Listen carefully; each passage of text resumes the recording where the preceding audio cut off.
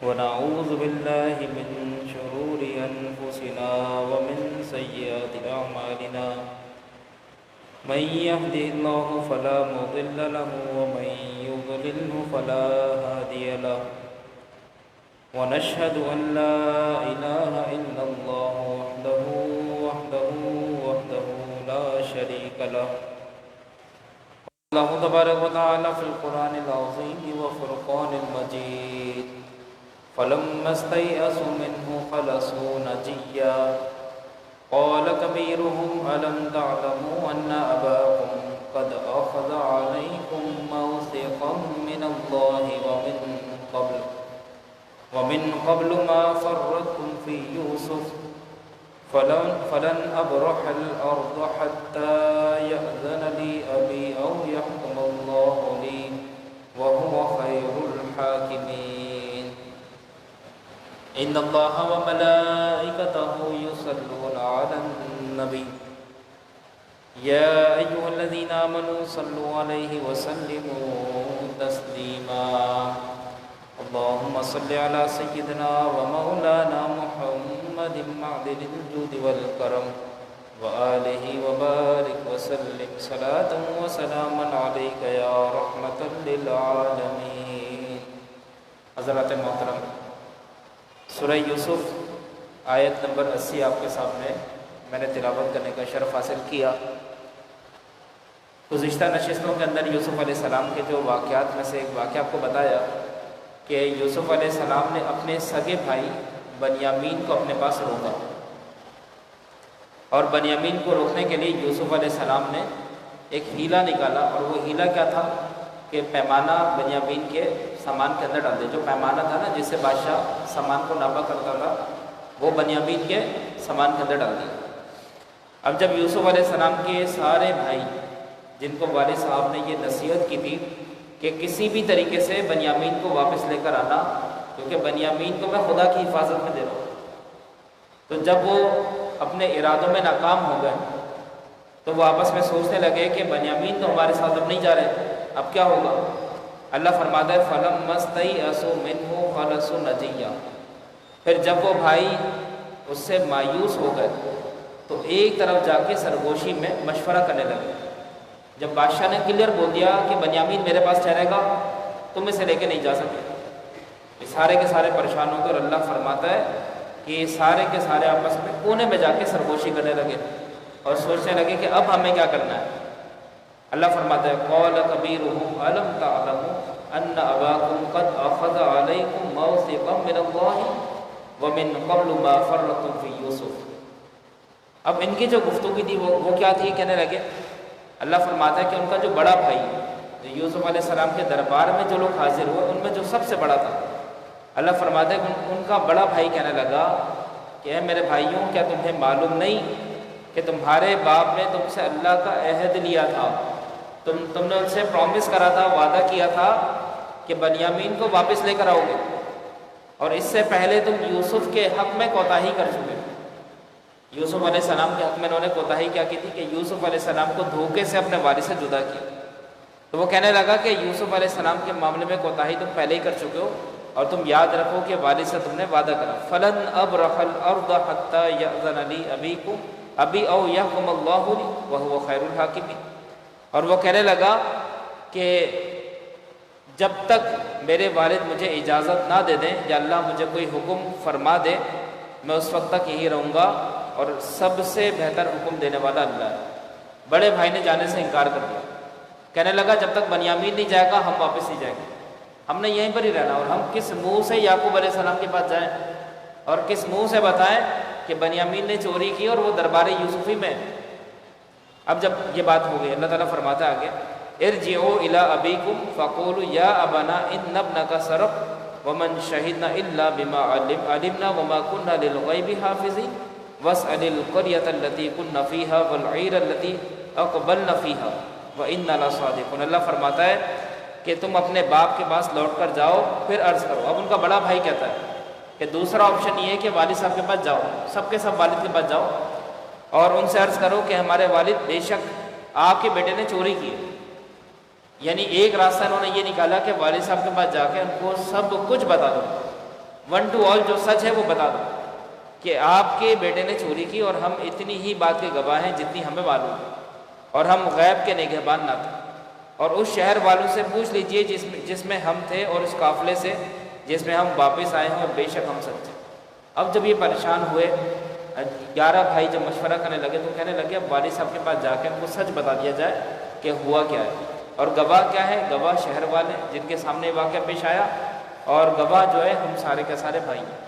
تو یہ انہوں نے منصوبہ بنا، دیکھیں اللہ تعالیٰ نے یعقوب علیہ السلام کو نبوت عطا فرمائی، اور نبی جو ہوتا ہے وہ غیب کا علم جانتا ہے، نبی کا مطلب ہی غیب جاننے والا ہوتا ہے۔ روایات میں آتا ہے کہ جب یوسف علیہ السلام کو جب ان کے بھائیوں نے جب کنویں میں ڈالا تھا، اور واپس آ کے یعقوب علیہ السلام کے سامنے جب رونے لگے کہ اے میرے والد یوسف کو بھیڑیا کھا گیا، تو یعقوب علیہ السلام، یہ مروی ہے کہ یعقوب علیہ السلام نے ملک الموت کو بلا لیا، موت کے فرشتے کو بلا لیا، اور موت کے فرشتے سے پوچھا کہ یہ بتاؤ کہ تم نے میرے بیٹے کی روح قبض کی ہے۔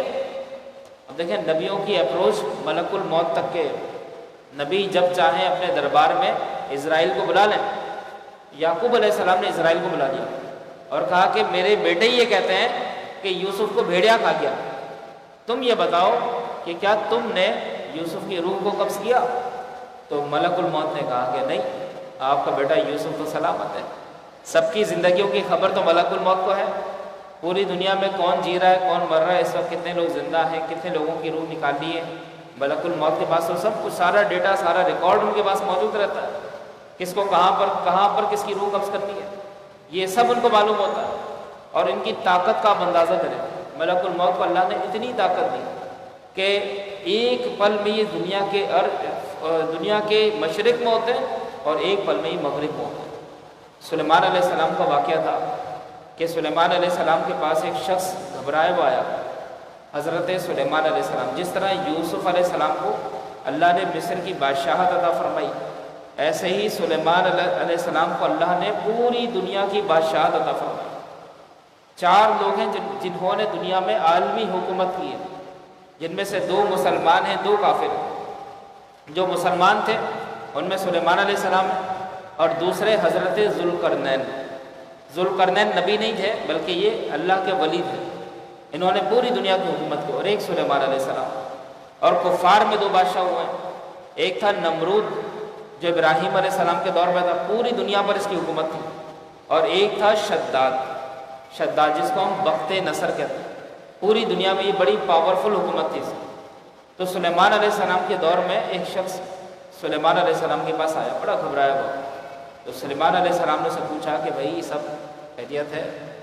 تو کہنے لگا کہ ابھی میں نے ملک الموت کو دیکھا، اور میں نے اس حال میں دیکھا کہ وہ مجھے بڑا گھور کے دیکھ رہے تھے، میری جان نکل گئی ان کو دیکھے نا۔ ملک الموت کا گھورنا کوئی عام بات تو نہیں ہے، ملک الموت یہ غیب ہے نا، جس کے پاس آتے ہیں وہی جانتا ہے، بھائی ہم تو نہیں جانتے، نہ ہم نے دیکھا ہے، جس کا نزع کا وقت ہوتا ہے اسی کو پتا ہے کہ ملک الموت کیا ہے۔ وہ کہنے لگا کہ یا سیدی میں نے ملک الموت کو دیکھا، بڑا گھورتے ہوئے انہوں نے مجھے دیکھا اور میری جان نکل گئی۔ تو سلیمان علیہ السلام نے کہا گھبرانے کی کوئی بات نہیں ہے، تو میں کہیں اور پہنچا دیتا ہوں۔ اب ہوا پر بھی سلیمان علیہ السلام کی حکومت تھی، تو سلیمان علیہ السلام نے اس کو سامنے کھڑا کرا اور آپ نے پھونک ماری۔ دیکھیں نبی کی پھونک میں کتنا اثر ہے، جب پھونک ماری تو ہوا جو ہے آپ کے حکم سے اس شخص کو مصر سے اڑا کر ہندوستان لے کر آ گئے، اب جب یہ ہندوستان میں آیا، جیسے ہی اترا، اب یہ بیچارہ تو سوچ رہا تھا کہ بچ گیا، لیکن جیسے ہی اترا ملک الموت سامنے کھڑے ہوتے پھر گھور رہے تھے، اور اسی وقت گھورتے ان کی روح کو قبض کر دیا، مر گیا۔ اب اس کے بعد سلیمان علیہ السلام کے پاس ملک الموت آیا، تو سلیمان علیہ السلام نے پوچھا کہ بھائی کیا بات ہے، تم اس بیچارے کو گھور کے دیکھ رہے تھے؟ تو بڑا عجیب آپ نے جواب دیا، ملک الموت نے بڑا عجیب جواب دیا، کہنے لگے کہ حضور بات یہ ہے کہ اللہ تعالیٰ نے مجھے حکم دیا کہ اس کی روح قبض کر لوں، اور اس کے مرنے کا جو مقام تھا وہ ہندوستان تھا، تو میں اس کو ہی دیکھ کے حیران ہو رہا تھا کہ اس کا آخری وقت تو ہندوستان میں لکھا اور یہ مصر میں ٹھہر رہا ہے، تو میں پریشان ہو گیا کہ حکم تو ہندوستان میں جان نکالنے کا ہے اور یہ شخص مصر میں گھوم رہا ہے۔ تو اب مجھے پتہ لگا کہ یہ شخص آپ کے پاس آیا اور تقدیر میں ہی لکھا ہوا تھا کہ اس کو آپ ہندوستان پہنچائیں گے اور وہاں پر میں اس کی روح قبض کروں گا۔ تو آپ ذرا اندازہ کریں ملک الموت کی طاقت، ایک آن میں یہ مشرق میں ہوتے ہیں، ایک آن میں یہ مغرب میں ہوتے ہیں، اور یہ نبی کے تابع ہوتے ہیں۔ نبیوں کے بعد جب یہ آتے ہیں، اچھا ایک چیز اور رکھیں، نبی میں اور امتی میں فرق ہوتا ہے نا، تو جب ملک الموت نبیوں کے پاس آتے ہیں تو ان کی روح ڈائریکٹ قبض نہیں کرتے، بلکہ پہلے ان سے پرمیشن مانگتے ہیں، پہلے ان سے کہتے ہیں کہ بھئی آپ ہمیں اجازت دے دیں تاکہ ہم آپ کی روح نکال لیں۔ نبی اجازت دیتے ہیں تو ٹھیک ہے، ورنہ نہیں۔ اب یہ واقعہ کتابوں میں لکھا ہوا ہے، اس کی اوتھینٹسٹی مجھے نہیں معلوم، لیکن قبلہ قاری صاحب رحمۃ اللہ علیہ بھی واقعہ سناتے تھے کہ حضرت موسیٰ علیہ السلام ایک دفعہ آپ کو چیونٹی نے کاٹ لیا، لیکن چیونٹی نبیوں کو کوئی ضرر نہیں پہنچا سکتی، لیکن ہو سکتا ہے چیونٹی نے بوسہ دیا موسیٰ علیہ السلام کو، جس طرح سانپ نے غار میں صدیق کو بوسہ دیا، یا ہو سکتا ہے کہ چیونٹی سے غلطی سے وہ ڈنگ لگ گیا ہو۔ موسیٰ علیہ السلام بڑے جلالی طبیعت تھے، تو اب ظاہر سی بات ہے جب چیونٹی کاٹتی ہے تو خارش ہونا شروع ہو جاتی ہے۔ موسیٰ علیہ السلام جو ہے وہ ان کو تھوڑا جلال آیا کہ چیونٹی نے مجھے کاٹ دیا، تو آپ بڑے غصے کی حالت میں، تو روایات میں آتا ہے کہ اسی وقت ملک الموت آ گئے کہ حضور واقعی جان نکالنے کا وقت آ گیا، آپ اجازت دے دیں تاکہ ہم آپ کی روح قبض کر لیں۔ تو موسیٰ علیہ السلام نے یہ نہیں دیکھا کہ اسرائیل کھڑے ہیں، وہی غصے میں ایک لگا دیا، ملک الموت کو غصے میں لگا دیا۔ اور حدیث میں روایت میں کہ اتنی زور سے موسیٰ علیہ السلام نے مارا کہ باقاعدہ ان کا گال سوج گیا۔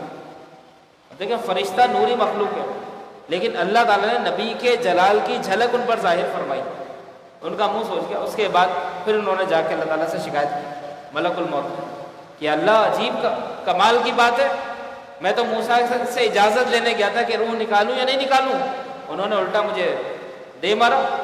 تو پھر اللہ تعالیٰ نے موسیٰ علیہ السلام کو فرمایا اے قدیم اپنے جلال پہ تھوڑا قابو پائیں۔ ملک الموت علیہ السلام اجازت مانگتے ہیں۔ ایک واقعہ آپ کو اور سنا دیتا ہوں کہ حضرت آدم علیہ السلام لوح محفوظ کو دیکھ رہے تھے۔ لوح محفوظ ایک تختی ہے نا جس پہ سب کے نام لکھے ہیں، تا قیام قیامت جو ہونے والا ہے اور جو ہو چکا سب لوح محفوظ پہ لکھا ہوا ہے۔ تو آدم علیہ السلام تختی پر لوح محفوظ پر سب کی عمریں پڑھ لیتے کہ کس کی کتنی عمر ہے، کس کی کتنی عمر ہے، ہوتا نا ایک ذہن میں کہ بھئی دیکھیں ذرا کس کی کتنی عمر ہے۔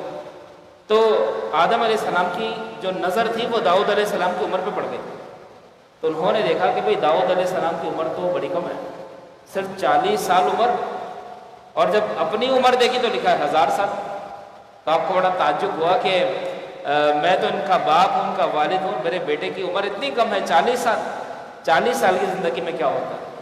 تو انہوں نے اللہ تعالیٰ سے کہا یا اللہ میری عمر کے 60 سال کم کر دے، میری عمر کے 60 سال کم کر دے، اور وہ 60 سال داؤد کو دے دے تاکہ ان کی عمر کم از کم 100 سال ہو جائے۔ تو اللہ تعالیٰ نے فرمایا کہ اے آدم یہ بات تم یاد رکھنا۔ اچھا یہ جو واقعہ نا، یہ واقعہ ہمارے نبی صلی اللہ تعالیٰ علیہ وسلم نے صحابہ کو سنایا، اور یہ پورا واقعہ حدیث میں۔ تو آدم علیہ السلام نے اللہ سے درخواست کی کہ میری عمر کے 60 سال مائنس کر کے میری عمر کے 60 سال داؤد کو دے دیے جائیں تاکہ کم از کم ان کی عمر 100 سال تو ہو جائے۔ اللہ نے فرمایا ٹھیک ہے اے صفی اللہ، ٹھیک ہے ہم تمہاری عمر کے 60 سال کم کر دیتے ہیں اور داؤد کو دے دیتے ہیں، لیکن یاد رکھنا، بھولنا نہیں اس بات کو۔ میں نے کہا ٹھیک ہے مجھے یاد رہے گا۔ اب جب آدم علیہ السلام کی عمر جو ہے جب 940 سال ہوئی، اب ملک الموت تو اپنے وقت کے اور اپنے کام کے پابند ہیں، وہ اپنے ٹائم پر آ گئے۔ جب 940 سال عمر ہوئی، آنے کے بعد کہنے لگے حضور آپ کا آخری وقت، اب اس دنیا سے آپ کی رخصتی کا وقت آ گیا، اور آپ اجازت دیں تاکہ آپ کی روح کو قبض کر لیا جائے۔ یہ انہوں نے اجازت مانگی۔ تو آدم علیہ السلام نے کہا کہ بھائی بات یہ ہے کہ میری عمر تو 1000 سال ہے، تم 60 سال پہلے کیسے آ گئے؟ تمہیں کس نے اجازت دی کہ 60 سال پہلے میری عمر جو ہے نا وہ لینے کے لیے آ جائے؟ اب ملک الموت نے آدم علیہ السلام کو یاد دلایا، دیکھیں اب آپ نے اپنی عمر کے 60 سال خود ہی کم کیے ہیں، اور خود آپ نے داؤد علیہ السلام کو دیے۔ کہا مجھے یاد نہیں آتا، میری عمر پوری 1000 سال ہے، جاؤ 60 سال بعد آنا، جب 1000 سال کو جاؤ اس کے بعد آگے میری روح کو قبض کرنا۔ اب دونوں میں مکالمہ ہو رہا ہے، وہ کہہ رہے نہیں آپ یاد کریں۔ آدم علیہ السلام کہتے ہیں مجھے یاد نہیں کرنا، میری عمر 1000 سال ہے، بس ٹھیک ہے 60 سال بعد آنا، پھر میں اپنی جان تمہیں دوں گا ورنہ نہیں دوں گا۔ اب جب یہ پورا واقعہ نبی علیہ السلام نے جب صحابہ کو سنایا تو روایت میں آتا ہے کہ حضور علیہ السلام اس واقعے پر ہنس پڑے۔ سرکار کا ہنسنا ہی ہوتا تھا کہ حضور کے دندان مبارک بارے خوشی سے ظاہر ہوتا۔ حضور اس بات پر ہنس پڑے اور کہنے لگے میرے صحابہ بات یہ ہے کہ نبی بھی بھول جاتے ہیں، نبی بھی بھول جاتے ہیں، بھولنا شان نبوت کے منافی نہیں۔ اچھا اب جب مکالمہ ہونے لگا تو اللہ رب العزت تو یہ دیکھ رہا تھا کہ ملک الموت میں اور نبیوں میں مکالمہ ہو رہا ہے۔ دیکھیں نبیوں کی بھی آپ ذرا عظمت کا اندازہ کیجئے، ملک الموت سے کون اڑ سکتا ہے، لیکن نبی ہے کہ ملک الموت سے کلام کر رہے ہیں۔ تو اللہ تعالیٰ نے فرمایا اے عزرائیل رہنے دو، جانے دو، آدم کو یاد نہیں ہے، چلو 60 سال کا معاملہ ہے، 60 سال ہم نے ان کو اور دیے، تم 60 سال بعد ہی آنا اور پھر ان کی روح نکالنا۔ تو پھر ملک الموت وہاں سے چلے، ورنہ یہ بھی اپنے کام کے پکے ہیں، جب روح نکالنی ہے ٹائم ہو گیا تو نکال کے جانا۔ ایک مرتبہ اللہ تعالیٰ نے ملک الموت سے پوچھا، یہ بھی واقعہ حدیث میں پوچھا کہ اے ملک الموت یہ بتاؤ کہ کبھی تمہیں کسی کی روح نکالتے ہوئے ترس آیا؟ تو انہوں نے کہا یا اللہ واقعی ایک وقت تھا مجھے ایک شخص کی روح نکالتے ہوئے بہت ترس آیا۔ کہا کس کی؟ کہا وہ شخص جس کا نام بخت نصر تھا، جس نے اپنی دنیا میں جنت بنائی ہوئی تھی۔ بخت نصر جو شداد تھا، اس کو جب علماء نے سمجھایا کہ بھائی تم اللہ سے ڈرو، اللہ پر ایمان لاؤ، تمہیں اللہ نے بادشاہی عطا فرمائی ہے، تم پوری دنیا کے بادشاہ ہو، تو تم ایک کام کرو، یہ جو کیا کہتے ہیں اللہ پر تم ایمان لے کر آؤ تاکہ اللہ تعالیٰ تمہارے ساتھ رحم و کرم کا معاملہ فرمائے، اور اگر تم ایمان لاؤ گے، اب اس نے پوچھا اگر میں اللہ پر ایمان لایا تو بدلے میں مجھے کیا ملے گا؟ کیونکہ یہ تو بادشاہ تھا نا، بادشاہوں کو تو بدلہ چاہیے ہوتا ہے، یہ کوئی بھی ایگریمنٹ ایسے تو نہیں کرتے۔ تو اس نے کہا کہ مجھے بدلہ کیا ملے گا؟ تو علماء نے کہا تمہیں بدلہ جنت ملے گی۔ اچھا جنت کیا ہوتی ہے؟ تو بتایا بھائی جنت اللہ نے ایک بہت بڑا باغ تیار کیا ہے جو اللہ کے نیک بندوں کو، صالحین کو اور اہل سعادت لوگوں کو ملے گا۔ کہا جنت کیسی ہوتی ہے؟ پھر علماء نے سب سمجھایا کہ جنت میں بڑے بڑے باغات ہیں، بڑے بڑے درخت ہیں، بڑی بڑی نہریں وہاں پر رواں ہیں، ایک نہر دودھ کی ہے، ایک نہر شہد کی ہے، ایک نہر شراب کی ہے جو شراب طہور ہے۔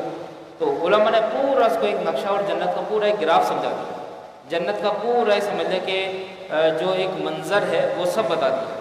اب یہ سوچنے لگا، یہ بہت بڑا کاریگر بھی تھا، تو سوچنے لگا کہ بھائی یہ کام تو میں بھی کر سکتا ہوں۔ دیکھو خدائی کام کو یہ چیلنج کر رہا ہے، کہہ رہا ہے اس میں بڑی بات کیا ہے، یہ کام تو میں بھی کر سکتا ہوں۔ اب اس نے اپنے سارے مزدوروں کو، کاریگروں کو، اس وقت کے بڑے بڑے انجینئرز کو، بڑے بڑے ٹیکنیشینس کو اس نے بلا لیا، اور سب کو بلانے کے بعد ان سے میٹنگ کی اور کہا کہ میں دنیا میں ایک جنت تیار کرنا چاہتا ہوں، اور اس جنت کا ایسا نقشہ ہوگا، وہاں بڑی بڑی عمارتیں ہوں گی، وہاں پر 3 طرح کی نہریں ہوں گی، بڑے بڑے درخت ہوں گے، اور کیا کہتے ہیں ایسے معاملہ، اتنی بورے ہوں گی، یہ سب اس نے بتایا۔ کہا مجھے ایک ایسا نقشہ دنیا میں تیار کر کے دو، اور اس نے اپنے مزدوروں کو ایک ٹائم پیریڈ دے دیا کہ اس وقت تک تیار کر کے دے دینا، تاکہ میں ان علماء کو بتا سکوں جو مجھے کہہ رہے تھے کہ جنت صرف خدا نے بنائی، تاکہ میں ان کو بتا سکوں کہ یہ کام تو میں بھی کر سکتا ہوں۔ تو خیر اب ان انجینئرز نے، بڑے بڑے ٹیکنیشینس نے، بڑے بڑے آرکیٹیکچرز، ان سب لوگوں نے مل کر ایک بڑی حسین و جمیل جنت بنا دی۔ اب جب اس کو آگے بتایا کہ بادشاہ سلامت آپ کی جنت دنیا میں تیار ہو گئی، اب آئیے جنت میں ذرا قدم لے کے چلیں، تو ملک الموت فرماتے ہیں کہ یا اللہ جب وہ شخص اپنی جنت میں قدم رکھنے کے لیے جا رہا تھا تو تیرا حکم تھا کہ جاؤ یہ جنت میں قدم نہ رکھے، اس کی روح قبض کر کے آ جاؤ۔ تو میں اسی وقت جیسے ہی یہ جنت کے دروازے پر پہنچا اور میں اس کے آڑے آ گیا اور میں نے کہا کہ تیرا آخری وقت آ گیا، اب تیری روح قبض کی جاتی ہے۔ تو یہ رونے لگا اور کہنے لگا کہ اتنی محنت سے میں نے دنیا میں اپنی جنت بنائی، کم از کم ایک قدم تو مجھے یہاں پہ رکھنے دو، اور باقاعدہ یہ میری منت سماجت کرنے لگا، لیکن تیرا حکم تھا کہ کچھ بھی ہو جائے روح قبض کرنی ہے، تو میں نے روح قبض کر لی۔ ایسے موقع میں مجھے اس پہ بڑا رحم آیا۔ اور دوسرا جو بخت نصر کی جو تاریخ ہے وہ یہ ہے کہ انتہائی غریب شخص تھا، جب یہ پیدا ہوا تھا اس کا باپ دنیا میں نہیں تھا، تو اس وقت کا جو ظالم بادشاہ تھا اس نے بچوں کو قتل کرنے کا حکم دیا، تو اس کی والدہ اس کے ساتھ ایک سمندر کے تختے پر تھی، تو ملک الموت کو اللہ نے بھیج دیا کہ جاؤ اس کی والدہ کی روح قبض کر لو۔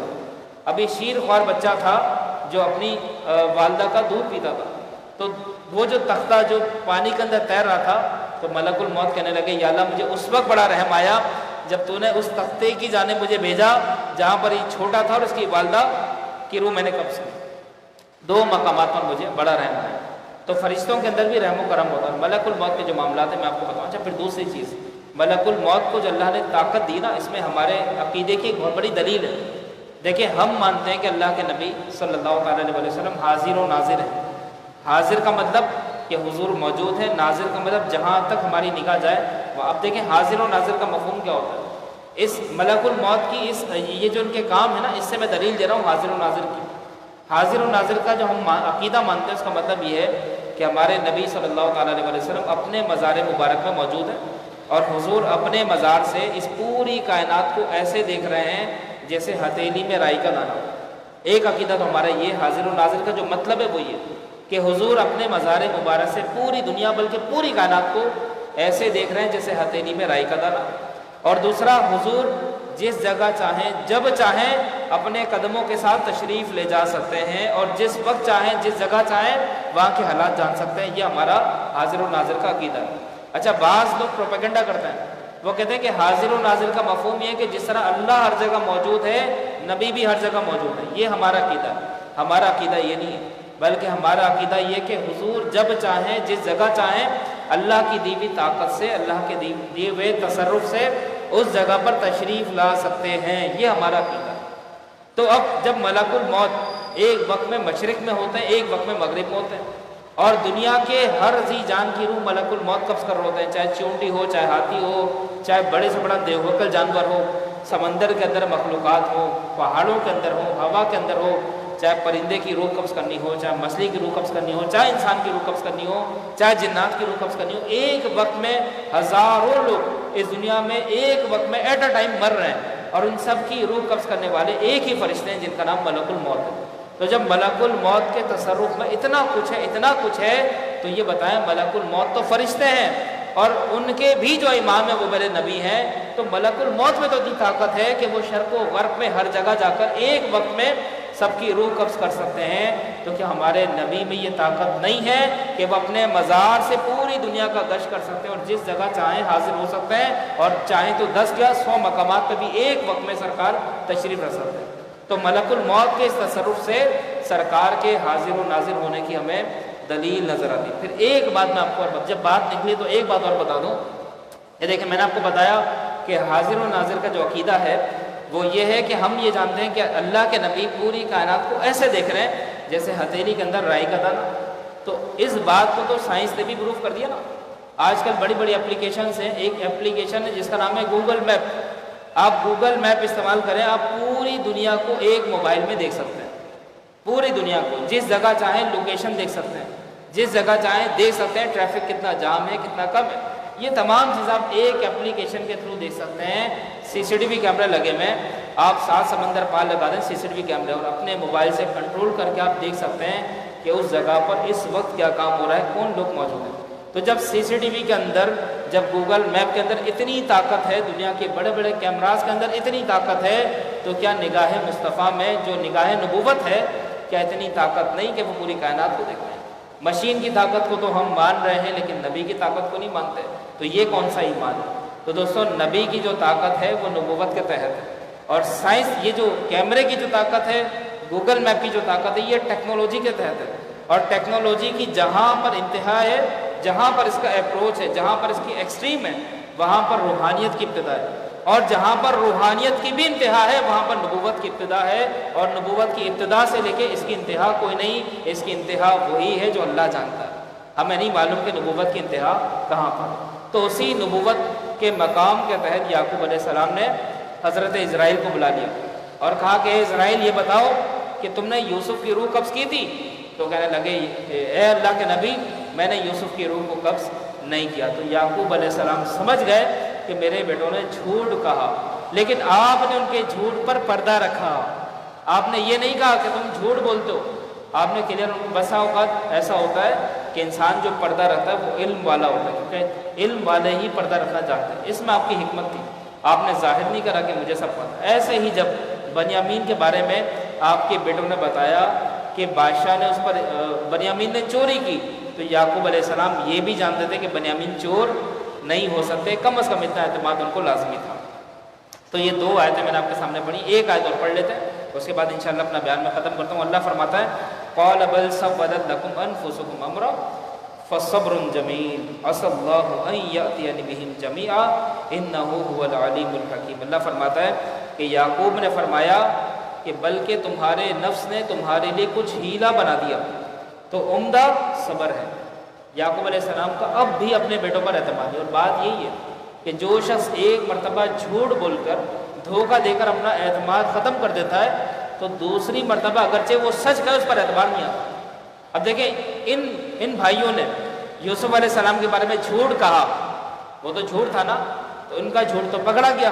اب بنیامین کے بارے میں آ کے یہ سچ بول رہے ہیں کہ اس نے بظاہر ان کی نظروں میں تو وہ چوری تھی، اب یہاں پہ وہ سچ بول رہے ہیں، لیکن چونکہ ایک جھوٹ یہ پہلے بول چکے تھے تو جھوٹ کی بنیاد پر یعقوب علیہ السلام ان پر اعتبار نہیں کرتے۔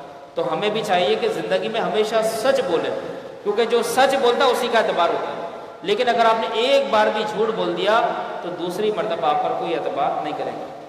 حکایات کے اندر ایک واقعہ لکھا ہوا ہے کہ ایک گاؤں کے اندر ایک شخص تھا، یہ واقعہ میں اس لیے بتا رہا ہوں تاکہ ہمیں تھوڑی سی سمجھ حاصل ہو کہ جھوٹ بولنا کتنا برا ہے۔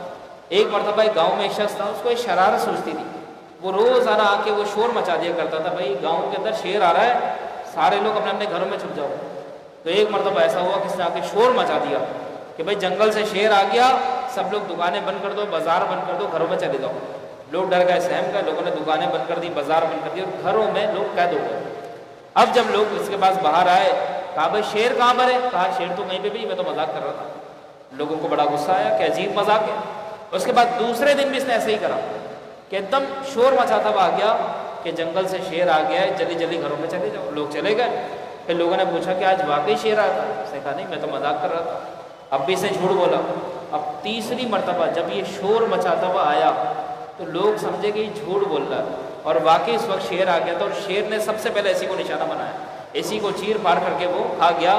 اب جب لوگ آئے تو لوگوں نے دیکھا کہ واقعی یہ ہوتا ہے جھوٹ کا انجام۔